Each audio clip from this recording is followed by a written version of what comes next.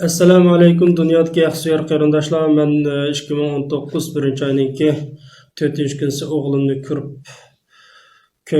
Xitoyniki bala lagerida ko'rib qolgandan buyon o'g'limni guvohlik berib yotgan. Bugun yana qayta boshdan bir guvohlik berishni to'g'ri topdim.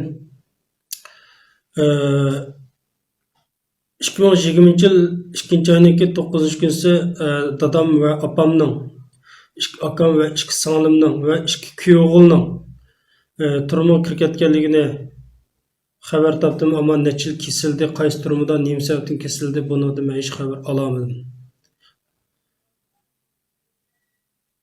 Hattoki bir haftaning ichida akamning o'g'lininki hamda 15 yoshga kirgan bolaning turma kirket akirib sulab qo'yganligi, nima sababdan sulab qo'ydi Xitoy hukumati buning javobini berishni talab qilgan. Va bu mening dadam ve apam. Dadam To'xtamat 67 yaş etrafında. Dadamның kesiliş sebebi nima? Nima maqsad sulandi? Bunun cevabını berishni Xitoy hukumatidan talab qilma.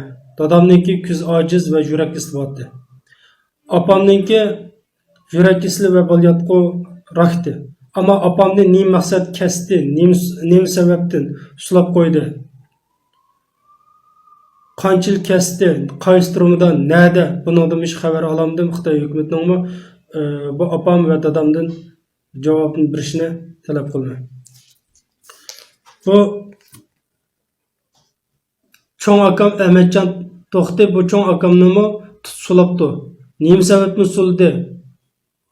Buning xabarini berishni talab qilman. Va bu dadam va kichik akam Mehmetcanni nima sababdan suldi? Hatta küçük akamdan sol kıl aciz idi. Küçük akamni nima maqsadda suldi? Jinoyat nima? Qanchalik kesdi? Qaysi turmada? Bundan xabar topamadim. Va bu men Turkiyadagi Abdurahmon va Turkiyaga menga vaqtimdagi xotira tushgan surat. Va bu apam Aynurxon Qasım abayq degandek apamniki yurak kesel ve balyat qurakdi nima sababdan sulligidan xabar olamadim. Bu cho'ng singlim Aygul. Bu singlimni nima maqsadda sulidi? Jinoyat nima?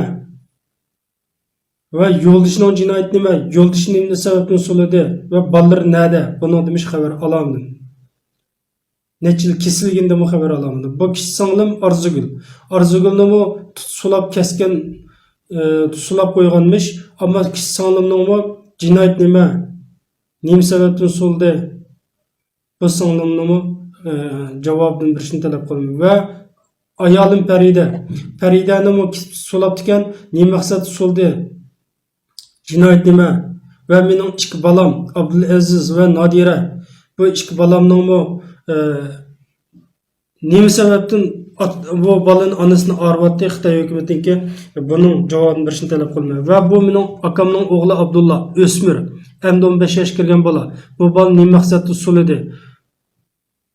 Qayerda, qaysi turmada, qanchil kesildi?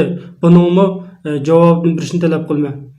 O'smirni o'quvchini hatto Xitoy maktabida o'zining maktabida tarbiyalangan bolaning sulaydigan ayda qonun bormi?